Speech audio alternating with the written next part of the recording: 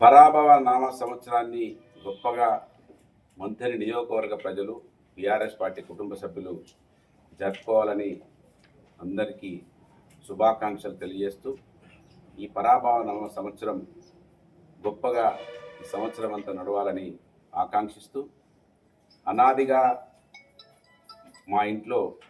హిందువులు, ముస్లింలు, క్రైస్తవులు కలిపి ఈ ఉగాది పచ్చడిను అందరం సంయుక్తంగా కలిసి